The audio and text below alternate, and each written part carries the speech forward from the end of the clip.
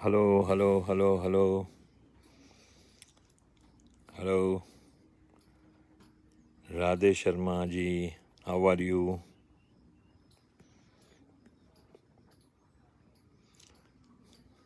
Good morning, good evening.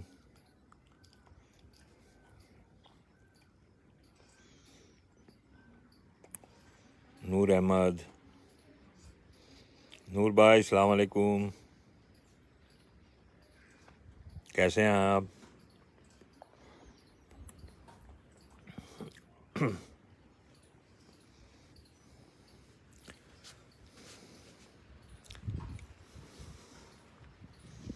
आज फिर कहीं भोपाल से हम लोग बाहर आए हुए हैं और ये बहुत अच्छी जगह है यहाँ पे। तो थोड़ा टाइम मिला तो मैंने कहा चलिए आप लोगों से बात कर लेता हूँ। और दुर्गा माँ और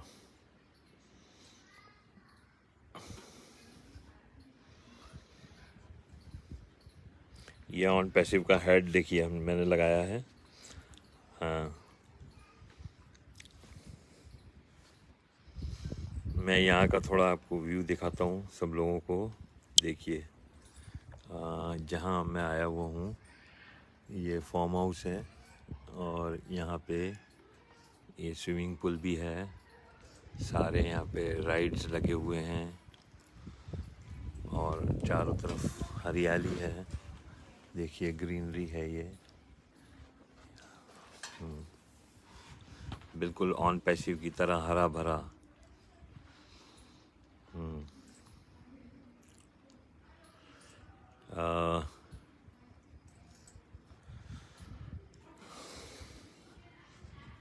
विभा आदित्य कुमार, इनकम कब आएगा? इनकम बहुत जल्दी आएगा और सबको आएगा। थोड़ा सा पेशेंस रखिए, थोड़ा सा वेट करिए, सबको इनकम आएगा। जी हाँ, ऑन पैसिव है ही ऐसा कि यहाँ हर आदमी की ज़िंदगी, हर आदमी की लाइफ को बदलने के लिए ऑन पैसिव आया हुआ है। तो ये एक रिवॉल्यूशन है, ये एक ऐसा नहीं है, कोई छोटी मोटी कंपनी नहीं है कि आया और लॉन्च कर दिया। क्योंकि ऐश मुफारिर सर का नज़रिया ही यही है कि अगर हम एक बार शुरू करें तो फिर उसको बीच में बंद ना हो। तो यही चीज़ सोचते हुए उन्होंने जो है ऑन पैसिव को लॉन्च किया हुआ है। और मेरा आप लोगों से फिर निवेदन है कि थोड़ा सा पेशेंस रखिए। Rajeev Yadav ji, thank you very much, thank you sir. और क्या होता है ना कि जब भी हम कोई अच्छा बड़ा काम करते हैं तो तकलीफ़ें और मुसीबतें तो आती हैं, और उन तकलीफ़ों और मुसीबतों को अगर हम झेल लेते हैं तो हम कामयाब हो जाते हैं। एक बार मैं आप लोगों को एक स्टोरी सुनाऊंगा। एक बार क्या होता है कि जो संगमरमर होता है, संगमरमर मार्बल, वो इसे खदान में से निकाला जाता है उसको, और वो एक संगमरमर जो मार्बल होता है उससे एक मूर्ति बनाई जाती है, और दूसरे जो मार्बल होते हैं उसके पीसेस होते हैं, छोटे छोटे टुकड़े होते हैं। तो अस्सलाम वालेकुम एजाज भाई, ईद मुबारक, आपको भी मुबारक हो। तो ये जो संगमरमर होता है, जो मार्बल होता है, इसमें से कुछ मार्बल में से मूर्ति बनती है और कुछ जो है पीसेस होते हैं जो कि ज़मीन के ऊपर लगाए जाते हैं। तो एक बार एक मूर्ति और कुछ मार्बल के टुकड़ों को एक साथ फॉरेन जो है एक्सपोर्ट किया जा रहा था। तो उनको जिस कंटेनर में रखा था वहाँ पे, तो एक जगह मूर्ति भी रखी हुई थी और एक जगह दूसरे टुकड़े भी रखे हुए थे। तो अब ये मूर्ति और वो जो टुकड़े हैं आपस में बातें कर रहे हैं। तो वो जो मार्बल के पीसेस होते हैं वो मूर्ति से कहते हैं कि देखो तुम्हारी किस्मत कितनी अच्छी है कि तुम्हें तो लोग पूज रहे हैं, और मुझे जो है ये देखिए, मैं तो फर्श पे लगूंगा और लोग मुझे अपने पैरों से कुचलेंगे, जबकि तुम्हारे और मेरे में कोई फ़र्क नहीं है। तुम भी उसी खदान में से निकले हो, मैं भी उसी खदान में से निकला हूँ। तुम्हें भी उसने ही निकाला है, जो कारीगर ने, वो उसने मुझे भी निकाला है। और तुम्हारा भी रंग ऐसा ही है, मेरा भी रंग ऐसा ही है। जैसा तुम दिखते हो ऐसे ही मैं दिखता हूँ। फिर ये फ़र्क क्यों? भगवान ने फिर ये फ़र्क क्यों करा है हम दोनों के बीच में? तो वो जो मूर्ति होती है जो बनी हुई, वो बोलती है नहीं, तुम्हारे और मुझ में बहुत फ़र्क है। तुमको ऐसा लगता है कि हम दोनों एक जैसे हैं, हम दोनों एक ही खदान से निकले हैं, हम दोनों का रंग एक जैसा है, हमको निकाला एक ही कारीगर ने है, हमको तोड़ा एक ही कारीगर ने है। लेकिन तुम्हारे और मुझ में फ़र्क है। जब मुझ पे हथौड़े और छेनी चल रहे थे तो मैं उसको सहन करा मैंने, और सहन करने के बाद वो मूर्ति के रूप में मुझे ढाला गया। तो मैंने उस दर्द को सहन किया हुआ है। जबकि जब तुम्हारे ऊपर हथौड़ी और छेनी चली तो तुम जो है टुकड़े टुकड़े हो गए, छोटे छोटे टुकड़े हो गए तुम्हारे। तुम उस दर्द को नहीं सहन कर पाए। तो आज मैं मूर्ति बन गई और तुम पत्थर बन गए जिनको कि ज़मीन पे लगाया जाएगा। तो ये फ़र्क है तुम्हारे और मेरे में। तो दोस्तों, यही मैं बताना चाहता हूँ आप लोगों को कि इंसान दो किस्म के होते हैं। एक वो होते हैं कि जब मुसीबतें आती हैं तो वो इंसान टूट जाते हैं, और एक इंसान ऐसे होते हैं कि जिनके ऊपर जब मुसीबतें आती हैं तो वो निखर के बाहर आते हैं। तो हमारे लिए भी एक इम्तिहान की घड़ी है। ऑन पैसिव में देर हो रही है, थोड़ा टाइम लग रहा है, लेकिन यही वो समय है कि जब हम अपने आप को ढालें, अपने आप को थोड़ा सा पेशेंस रख के खुद अपने आप को जो है मजबूत बनाएं।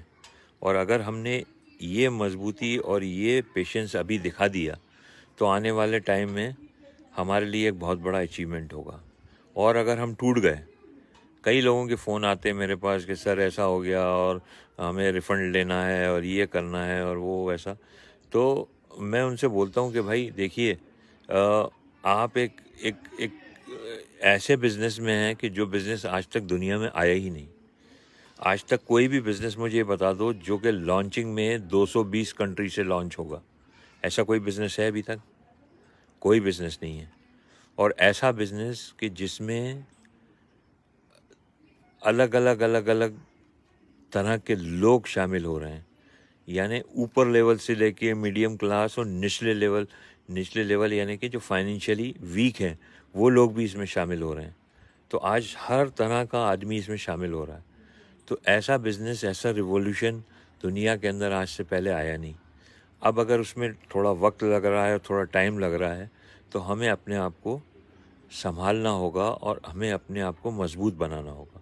और ऐसे वक्त में अगर हम टूट जाएंगे तो हमारी भी हालत वही मार्बल की तरह होगी जो मैं बात कर रहा हूँ, कि जो फर्श के ऊपर लगता है और जिसके ऊपर से लोग पैर लगा के निकलते हैं। तो फिर मैं आप लोगों से मेरी यही आप लोगों को सलाह है, यही मेरा आप लोगों से एक एडवाइस है। एक बड़े भाई की तरह मैं आप लोगों से प्यार करता हूँ, मोहब्बत करता हूँ। तो आप लोगों को ये एडवाइस है मेरी कि थोड़ा सा वेट कर लीजिए, थोड़ा सा सब्र करिए। इसका नतीजा बहुत अच्छा आने वाला है, बहुत अच्छा। क्योंकि क्या होता है कि जब हम किसी चीज़ को दूर दृष्टि से देखते हैं, हम देखते हैं कि नहीं, ये चीज़ जो है इसका दूरअंदेशी जिसको बोलते हैं, उस दूरअंदेशी से अगर हम उस चीज़ को देखते हैं तो हमें मालूम पड़ता है कि इसमें कितना बेनिफिट है और क्या क्या इसमें होने जा रहा है। तो जब हम इस चीज़ को समझ लेंगे और इस चीज़ के ऊपर हम अपने आप को थोड़ा सा मजबूत बना लेंगे, तो फिर हमें कोई भी परेशानी, कोई भी मुसीबत ऐसी नहीं होगी जो हमें दूर डिगा सकेगी अपने इरादों से। तो दोस्तों, मेरा फिर आप लोगों से यही मैसेज है कि थोड़ा सा अपने आप को मजबूत बनाइए, थोड़ा सा अपने आप को वो जो तपिश है उसके अंदर अपने आप को ढालिए, जब सोने को पिघलाया जाता है तो उसको आग में तपाया जाता है। तपाने के बाद ही उससे जेवर बनते हैं। ऐसा नहीं है, अगर आप प्योर गोल्ड देखोगे तो वो किसी काम का नहीं है, लेकिन जब उसको आग के अंदर तपाते हैं तो ही उससे खूबसूरत जेवर बन पाते हैं। तो दोस्तों यही मौका है कि हम अपने आप को थोड़ा सा मुसीबतों को झेलते हुए मजबूत रखें। और दूसरा मेरा मैसेज है, मैं हमेशा देता हूँ और मैंने पहले भी दिया हुआ है कि ऑन पैसिव जो है वो एक ऐसा फाइनेंशियल रिवॉल्यूशन है कि जिसने हम लोग को बहुत कुछ दिया है, लाइफ में बहुत कुछ दिया है। यानी आप ये देखिए कि पैसा तो आएगा और बहुत आएगा, लेकिन आप ये देखो कि हमारे रिलेशंस कितने अच्छे हुए हैं, हमारे एक दूसरे से संबंध कितने अच्छे हुए हैं। आज हम लोग के अंदर मोटिवेशन कितना आया है, आज हमारे में एक दूसरे को मदद करने की भावना कितनी आई है। यहाँ मैं देखता हूँ कि ऑन पैसिव के अंदर, इससे पहले भी मैंने कुछ MLM कंपनीज़ देखी जहाँ लोग एक दूसरे को थ्रोट कटिंग कंपटीशन जिसको बोलते हैं, गला काट कि ये मेरे ग्रुप का है, ये तुम्हारे ग्रुप का है, ये इसके ग्रुप का है, ये उसके ग्रुप का है, ये ऐसा चलता है। लेकिन यहाँ ऑन पैसिव में ऐसा कुछ भी नहीं है। यहाँ कोई ग्रुप नहीं है, कोई टीम नहीं है, यहाँ सारी टीम एक है। और कई लोग मुझसे कई बार पूछते हैं कि भाई आपकी कितनी बड़ी टीम है, तो मैं उनको बोलता हूँ मेरी 8 लाख की टीम है। तो लोग थोड़ा हंसते भी हैं, बोले सर आपकी 8 लाख की टीम कैसे हो गई। तो मैं उनको बताता हूँ कि भाई मैं अपनी पर्सनल टीम की बात नहीं करता, मैं तो ये बात करता हूँ कि ये जितने भी फाउंडर्स हैं ऑन पैसिव के अंदर, ये सारे मेरे टीम के लोग हैं, सारे मेरे टीम के लोग। तो ऑन पैसिव ने हमें ये सिखाया है कि किस तरह से हम एक दूसरे की मदद करें, किस तरह से हम एक दूसरे के काम आए। ये क्वालिटी मेरे में या आप में नहीं, हर जो भी फाउंडर है उसमें डेवलप हुई है, हर फाउंडर के अंदर। मैं देखता हूँ कई मेरे पास फ़ोन आते हैं, कई लोग पूछते हैं कि सर ये हमारा फ़लाना दोस्त है, इसको ये प्रॉब्लम है, ये प्रॉब्लम। सर वो मेरी टीम में नहीं है, लेकिन उसकी ये प्रॉब्लम है, प्लीज़ सॉल्व करवा दीजिए। तो इतना अच्छा लगता है उनके मुंह से सुन के कि वो आपके साथ नहीं है, आपकी टीम में नहीं है, लेकिन फिर भी आप उसको मदद करने के लिए तैयार हैं। तो ये ऑन पैसिव है। कितने ही लोग दिन भर में कितने ही ग्रुप्स होते हैं जिसमें मुझे ऐड कर लेते हैं। मैं किसी ग्रुप को लेफ़्ट नहीं करता कभी भी, क्योंकि मुझे मालूम है कि अगर मैं उनके साथ हूँ और सिर्फ उन्हें यही लगता है कि अगर मैं उनके ग्रुप में हूँ, व्हाट्सएप के किसी ग्रुप में, तो उन्हें बड़ा अच्छा फ़ील होता है। तो अगर मेरे कहीं रहने से उनको अच्छा लग रहा है तो इसमें मेरा क्या जा रहा है। मेरा थोड़ा मोबाइल का स्टोरेज ही बढ़ेगा ना, लेकिन साथ तो रहना है उनके। तो ये सारी क्वालिटीज़ डेवलप कहाँ से हुई, ऑन पैसिव से हुई। तो दोस्तों, जैसे मैं हमेशा बोलता हूँ कि some investments make us rich before they start giving profit. तो ये है on passive, this is on passive. और हाँ, थोड़ा सा मैं अभी कहीं ये ऊपर साइड आया हूँ, तो यहाँ मैं फिर थोड़ा आप लोगों को एक ग्रीनरी दिखाना चाहूँगा। देखिए ये स्विमिंग पूल है यहाँ जहाँ मैं आया हूँ। ये चारों तरफ देखिए हरियाली है, ये green green green green green आपको दिखेगा, ये दिखेगा। ये दिस इज़ ऑन पैसिव। चारों तरफ जो है हर कंट्री से लोग हमारे साथ ज्वाइन हो रहे हैं, तरह तरह के कल्चर्स, तरह तरह की भाषाएं, तरह तरह के उनके ट्रेडिशन। तो ये हरा भरा जो भी हमें आज दिख रहा है ऑन पैसिव, ये हम लोगों की एक कहा जाए तो आपस की बॉन्डिंग और एक आपस की मोहब्बत, इसकी वजह से आज ये ऑन पैसिव इतना अच्छा और इतना खूबसूरत दिख रहा है। तो दोस्तों, मेरा फिर आप लोगों से वही रिक्वेस्ट है कि अपनी क्वालिटीज़ को डेवलप कीजिए और हमेशा याद रखिए कि हमें 3-4 चीज़ें जो हमेशा याद रखना है। वो ये है कि फर्स्ट ऑफ ऑल किसी को क्रिटिसाइज़ नहीं करना है, किसी की बुराई नहीं करना है। कई बार ऐसा होता है कि हम कहते हैं वो ऐसा है, वो ऐसा है, वो ऐसा है, ये छोड़ दीजिए। अगर आप चाहते हैं कि लोग आपसे जुड़ें तो उसके लिए जो क्वालिटीज़ होना चाहिए वो क्वालिटीज़, हो सकता है मैं भी अपनी इन क्वालिटीज़ को डेवलप कर रहा हूँ, मैं नहीं बोलता कि मैं परफेक्ट हूँ, मैं भी डेवलप कर रहा हूँ इन क्वालिटीज़ को, लेकिन मैं बताना चाहता हूँ कि वो क्या क्वालिटीज़ हैं। एक तो क्रिटिसाइज़ करना छोड़ दीजिए, दूसरा कंप्लेंट करना छोड़ दीजिए। कंप्लेंट होती है कि मेरे साथ तो ऐसा हो गया, मेरे साथ ऐसा हो गया, मेरे साथ वैसा हो गया, ये हो गया, वो हो गया, ये हो गया, इसको छोड़ दीजिए, कंप्लेंट करना छोड़ दीजिए।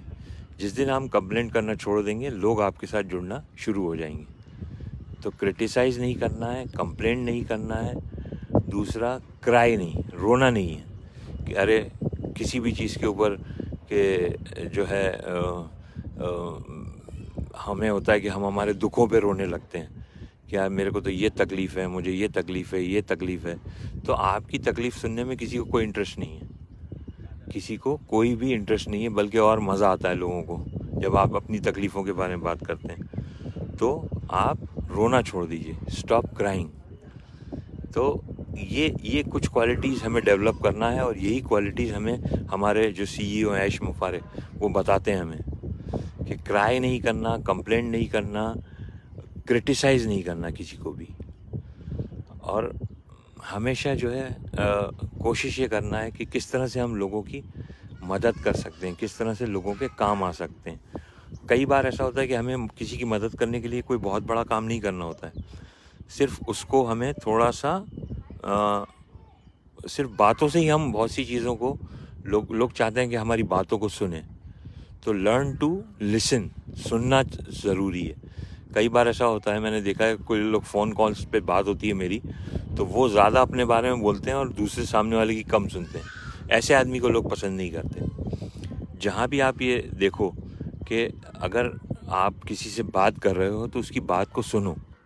तो लिसनिंग हैबिट बनाओ कि सामने वाले की बात को जितना इम्पोर्टेंस आप दोगे उतना सामने वाला आपसे अट्रैक्ट होगा, उतना आप सामने वाला आपसे खुश होगा। तो लिसनिंग हैबिट जो है वो बहुत ज़रूरी है, उसको डालिए, आप सुनने की आदत डालिए। तो ये कुछ क्वालिटीज़ हैं जो ऑन पैसिव ने हमें दी हैं और जो हम ऑन पैसिव से सीख रहे हैं और ख़ुद अपने आप को इम्प्रूव कर रहे हैं। तो दोस्तों फिर अभी ये जुलाई का मंथ है और अभी भी 10 दिन बचे हैं और उम्मीद है कि आने वाले दिनों में हमें और बहुत सारी अच्छी अच्छी खबरें मिलेंगी, अच्छे अच्छे प्रोडक्ट्स मिलेंगे और कोई बहुत अच्छी खबर भी मिलेगी, क्योंकि ऐश मुफारे सर जिस तरह से तैयारी में लगे हुए हैं उनको देखता हूँ मैं और कई वेबिनार्स में वो दिखते हैं, ऐसा लगता है जैसे मालूम नहीं कितने दिनों से नहीं सोए हुए। तो वो पूरी कोशिश में लगे हैं कि दुनिया को कुछ नया दें।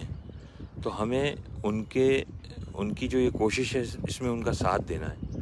अगर हम उनका साथ देते हैं तो जब इतिहास हिस्ट्री लिखी जाएगी तो उसमें ये फाउंडर्स का भी नाम आएगा। लोग जानेंगे कि हाँ ये ऑन पैसिव के फाउंडर्स हैं, जिस टाइम कंपनी बन रही थी उस टाइम इन लोगों ने कंपनी का साथ दिया। जैसे कल ही मैं पढ़ रहा था, एक अली बाबा कंपनी है, उसके अंदर एक रिसेप्शनिस्ट। तो वो उसका काम था कि कॉल्स को रिसीव करती थी। जब अली बाबा बहुत छोटी सी कंपनी हुआ करती थी, तो जैक मॉ उसके ओनर हैं, तो उन्होंने उस रिसेप्शनिस्ट को कुछ शेयर दिए कंपनी के उस टाइम में। तो वो हमेशा उनके साथ रही वो रिसेप्शनिस्ट, और जब कंपनी स्टॉक एक्सचेंज में रजिस्टर हुई तो उसके शेयरों की कीमत जो है वो लाखों डॉलर में हो गई। तो वो जो रिसेप्शनिस्ट थी जिसने कंपनी का साथ दिया उस टाइम में जब कंपनी कुछ नहीं थी, ज़ीरो थी, और आज की डेट में वो रिसेप्शनिस्ट आज करोड़पति और अरबपति है, क्योंकि उसको नहीं मालूम था कि कंपनी इतनी बड़ी हो जाएगी।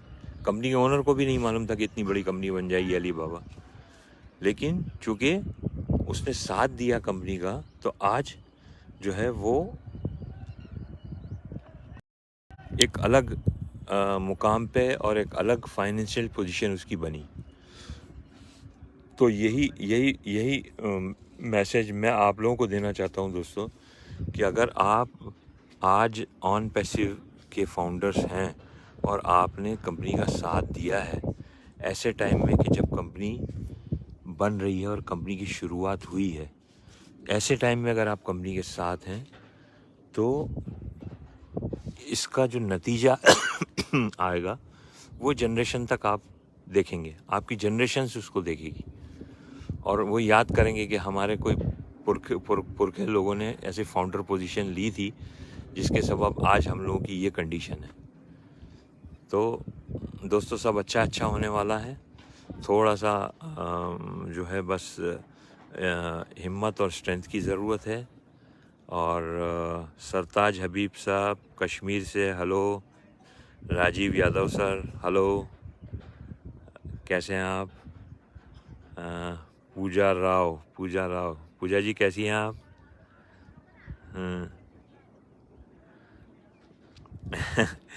हाँ, मैं वैसे तो मेरे टोपी रहती है लेकिन आज मैंने कैप लगाया हुआ है। हाँ, ऐसा हो गया ना कि अब संगीता भी है। संगीता जी कैसी हैं आप? शरीफुल इस्लाम, ईद मुबारक, आपको भी मुबारक हो।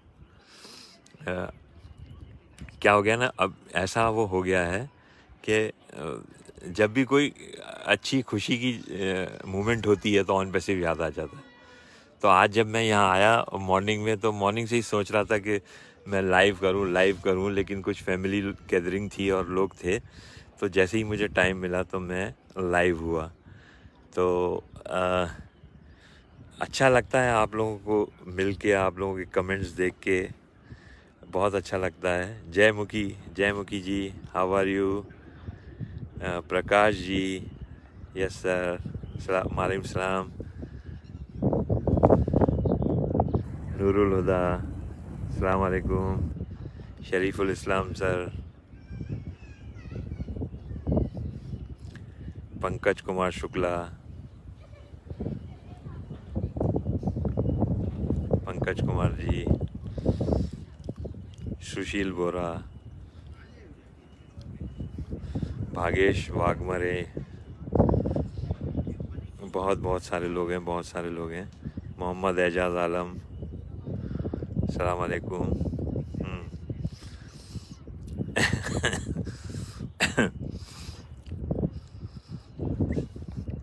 कल भी बहुत अच्छा वेबिनार हमारा हुआ था फ्लोरिडा में, जो सी साइड चैट था फ्लोरिडा का, उसके अंदर बहुत अच्छा वेबिनार रहा और काफ़ी कुछ सीखने को मिलता है वहाँ बाहर के लोगों से भी।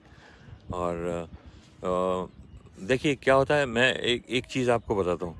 इंडिया में मैंने एक चीज़ नोट किया, इंडिया में क्या होता है कि इंडिया में हम लोग कई बार मैंने देखा है कि हम लोग इमोशनल ज़्यादा होते हैं यहाँ पे। और जैसे मैं आपका फ्रेंड हूँ या मैं आपका रिलेटिव हूँ और आपने मुझसे कहा कि भाई ये ऑन पैसिव कंपनी है, इसको ज्वाइन कर लीजिए, तो मैं आपके कहने पे वो कंपनी को ज्वाइन कर लेता हूँ। और इंडिया में अक्सर ये होता है कि यार मेरा दोस्त बोल रहा है, मेरा रिलेटिव बोल रहा है तो मैं ज्वाइन हो जाऊँ।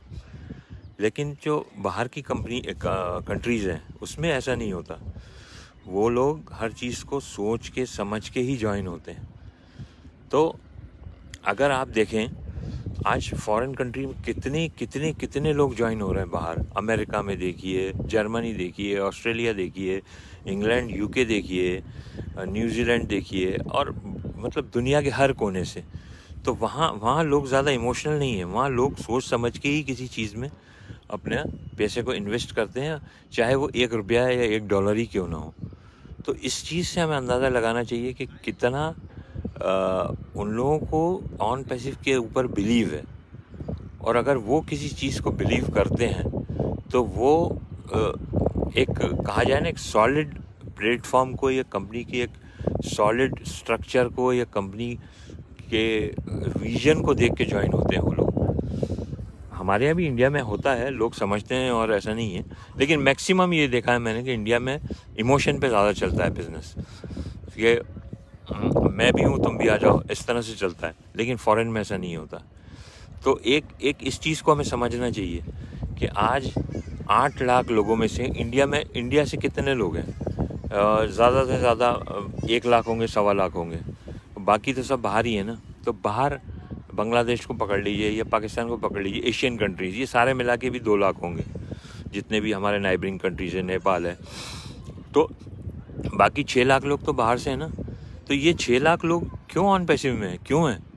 क्योंकि इन्होंने ऑन पैसिव को समझा हुआ है, ऑन पैसिव को जाना हुआ है, और ऑन पैसिव को इन लोगों ने ऑन पैसिव का जो फ्यूचर है इसको समझा हुआ है। तो ये एक स्ट्रॉन्ग पॉइंट बनता है कि क्यों हमें ऑन पैसिव ज्वाइन करना चाहिए।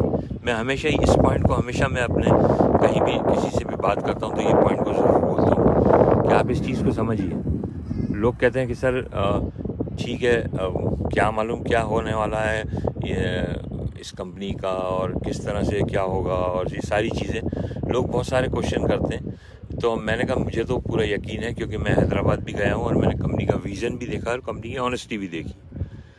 लेकिन मैं उनको ये बताता हूँ कि देखिए, अगर मैं समझ लो कोई इमोशन में या अगर भावनाओं में बह के अगर ज्वाइन हो गया हूँ तो बाहर के लोग तो नहीं हुए ना। आज 6 लाख लोग जो बाहर हैं, जो एशिया से बाहर हैं, जो दूसरी कंट्रीज़ में हैं, वो लोग तो बिना सोचे समझे नहीं ज्वाइन होते ना। तो वो लोग समझा हुआ है कि आर्टिफिशियल इंटेलिजेंस क्या है और ऑन पैसिव क्या करने जा रहा है, ये चीज़ को समझ के ही वो ज्वाइन हुए। तो इससे हमें एक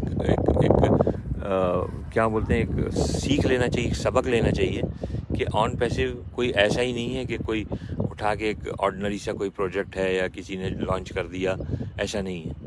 इसके पीछे एक बहुत बड़ी थ्योरी है, एक बहुत बड़ी सच्चाई है, और उस सच्चाई को समझ के और देख के ही लोग आज ऑन पैसिव में आ रहे हैं।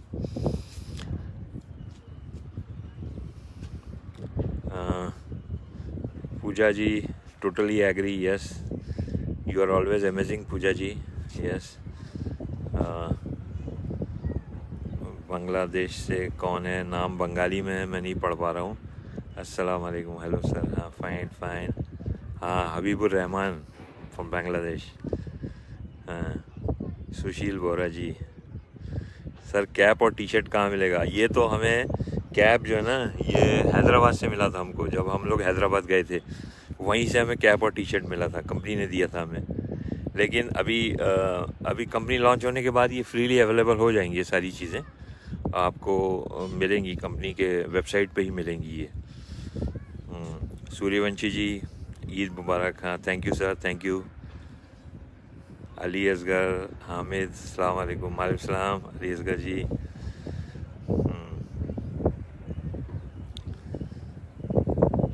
अंबुज Kumar Singh, thank you sir, thank you.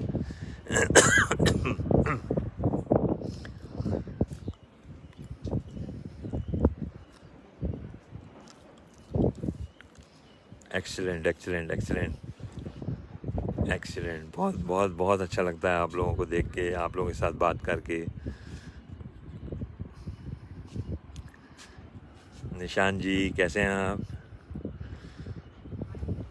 Thank you निशान जी। सरताज हबीब साहब, सॉफ्ट लॉन्च का क्लू तो मुझे भी नहीं मालूम, लेकिन फिर वही बात है कि पेशेंस, बस पेशेंस रखिए, होगा, बहुत अच्छा होगा। जो भी होगा अच्छा होगा, जो भी होगा अच्छा होगा।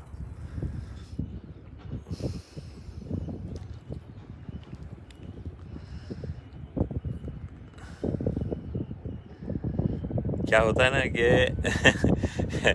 जनरली क्या होता है कि ऐसा होता है लाइफ में, उतार चढ़ाव चलते रहते हैं। बहुत सी बार ऐसा होता है कि हम एक मुसीबत से बाहर नहीं आते तो दूसरी मुसीबत आके खड़ी हो जाती है। तो हमेशा इस चीज़ को थोड़ा सा समझना चाहिए और सोचना चाहिए कि ये लाइफ जो है, ज़िंदगी, ये मुसीबत, इसका नाम ही मुसीबत है। जब तक हम ज़िंदा हैं और जब तक इस दुनिया में हैं तो मुसीबतें तो आती ही रहेंगी। तो इसको ज़िंदगी का एक हिस्सा समझना चाहिए हमें, ना कि इसको हमें टेंशन लेना चाहिए, बोझ समझना चाहिए। इसकी एक बहुत अच्छी स्टोरी है कि एक बार एक आदमी होता है, उसकी लाइफ में बहुत सारी मुसीबतें आती हैं और वो टूट जाता है बुरी तरह से। तो वो सोचता है कि अब मेरे को अपने जीवन को समाप्त कर लेना चाहिए। 1 मिनट में यहाँ बैठ जाता हूँ।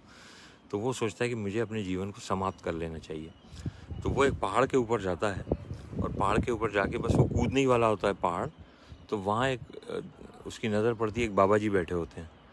तो बाबा जी उसको बोलते हैं कि बेटा रुको, क्या करने जा रहे हो?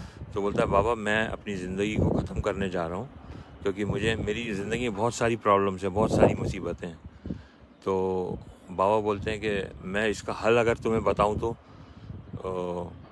बोलता है बाबा बताइए, मैं तो चाहता ही हूँ कि मुझे कोई ऐसा हल मिले जिससे कि मेरी परेशानी, मेरी मुसीबतें दूर हो जाएं। तो बाबा जी उसको बोलते हैं कि एक काम करो, आज तो रात हो गई है, अभी तुम यहाँ सो, कल सुबह हम कहीं चलेंगे और मैं फिर जब वहाँ हम पहुँचेंगे तो फिर मैं तुम्हें तो बाबा जी जो है उसको सुबह तक रुकने का बोलते हैं। सुबह जब होती है तो बाबा जी उसको लेके चलते हैं कहीं पे, और जब वो वहाँ पहुँचते हैं तो देखते हैं एक बहुत बड़ा व्यापारी होता है ऊँट का। वो उसके डेरे पे पहुँचते हैं बाबा जी, और बाबा जी से बहुत अच्छे उसके रिलेशन्स होते हैं वो ऊँट के व्यापारी के। तो वो जब पहुँचते हैं वहाँ पे वो बाबा जी का सत्कार करता है, साथ में ये आदमी भी होता है उनका, और वो बोलता है कि बाबा जी आज मेरी तबीयत ठीक नहीं है। ऊँट का जो व्यापारी होता है बोलता है आज मेरी तबीयत ठीक नहीं है, तो मैं आपसे बाद में मिलता हूँ। तो बाबा जी बोलते हैं कि बेटा तुम्हारी तबीयत ठीक नहीं है तो तुम ये ऊँटों की रखवाली कैसे करोगे? मेरे साथ ये आदमी है। और उससे बोलते हैं कि बेटा आज ये इसकी तबीयत ठीक नहीं है तो आप इसकी रखवाली, आज रात को ऊँटों की रखवाली आप कर दीजिए। तो बाकी मैं तो आपको कल बताने ही वाला हूँ सॉल्यूशन आपकी मुसीबतों का। तो ये आदमी बोलता है कि ठीक है बाबा जी, आप बोल रहे हैं तो मैं ऊँटों की रखवाली आज कर दूँगा। तो वो ऊँटों का व्यापारी, वो बाबा जी उससे बोलते हैं लड़के से जो आत्महत्या करने वाला होता है कि बेटा एक काम करना कि रात को जो है सब जब सारे ऊँट बैठ जाएं तो उसके बाद तुम सो जाना। तो रात होती है, वो लड़का ऊँटों की रखवाली करता है। दूसरे दिन सुबह बाबा जी उससे पूछते हैं कि बेटा नींद आई बराबर आपको? बोलता है कहाँ बाबा जी, कहाँ नींद आई? तो वहाँ पे ये होता था कि एक ऊँट बैठता था, दूसरा खड़ा हो जाता था, एक खड़ा होता था, दूसरा बैठ जाता था, दूसरा बैठता था, तीसरा खड़ा हो जाता था। यही तो पूरी रात इसी में लग गई। एक को बिठाता था तो दूसरा खड़ा होता था, दूसरे को बिठाता, तीसरा खड़ा हो जाता। तो यही मैं करता रहा पूरी रात, मुझे तो नींद आई नहीं मुझे। तो बाबा जी ने बोला कि बेटा यही तो तुम्हारी समस्या का हल है जो मैं तुम्हें बताना चाह रहा था, कि ज़िंदगी में भी मुसीबतें ऐसी ही होती हैं कि आप एक मुसीबत को बिठाओगे दूसरी फिर खड़ी हो जाएगी, दूसरी को बिठाओगे तीसरी खड़ी हो जाएगी। तो यही ज़िंदगी, इसी का नाम ज़िंदगी है कि यहाँ मुसीबतें कभी पूरी होती ही नहीं है। एक मुसीबत को जब हम सॉल्व करते हैं तो हमारे पास फ़ौरन दूसरी मुसीबत आके खड़ी हो जाती है। और ये ऐसा नहीं है कि कोई ये बड़े बड़े जो फाइनेंशियल जो करोड़पति लोग हैं उनके साथ भी यही पोजीशन है। ये नहीं सोचोगे आप कि उनकी लाइफ बहुत अच्छी है। हर आदमी के साथ कहीं ना कहीं कोई ना कोई प्रॉब्लम है। तो मुसीबतें कभी ख़त्म नहीं होने वाली। तो वो आदमी को समझ में आ जाता है, बोलता बाबा जी आप सही बोल रहे हो, मैं समझ गया आपकी बात को कि मुसीबतें ज़िंदगी का हिस्सा हैं, इनसे घबराना नहीं है, इनका सामना करना है। तो यही दोस्तों मेरा मैसेज है आप लोगों को कि आप थोड़ा सा जो है इन मुसीबतों का सामना करें। इन दिनों को जो डिफ़िकल्ट डेज़ हैं बहुत सारे लोगों के लिए, मैं जानता हूँ कई लोग मुझसे कहते हैं कि सर हमने तो कर्ज़ा लिया हुआ है और ऑन पैसिव ज्वाइन किया है और ऐसा है वैसा है, ये सब बहुत सारी बातें, बहुत अलग अलग लोगों की अलग अलग प्रॉब्लम्स हैं। तो बराबर है, लेकिन दोस्तों इस मुसीबतों से हमें डरना नहीं है, घबराना नहीं है, इनका सामना करना है। और इनका, क्योंकि हमें मालूम है कि आने वाला भविष्य उज्जवल होने जा रहा है। तो फिर यही मेरा मैसेज है आप लोगों को कि हिम्मत से काम लीजिए और हमेशा पॉजिटिव रहिए। पॉजिटिव थिंकिंग रहेगी तो आप हमेशा, क्योंकि लॉ ऑफ अट्रैक्शन को मैं बहुत मानता हूँ कि जब जो लॉ ऑफ अट्रैक्शन जैसा आप सोचते हैं वैसे ही आपके साथ हो जाता है। आप अच्छा सोचेंगे आपके साथ अच्छा होगा, बुरा सोचेंगे बुरा हो जाएगा। तो दोस्तों लास्ट में फिर मैं ये लाइव को एंड करने से पहले आप लोगों को एक बार फिर विश करता हूँ कि आप एक बहुत अच्छी कंपनी में हैं, बहुत बड़ी कंपनी में हैं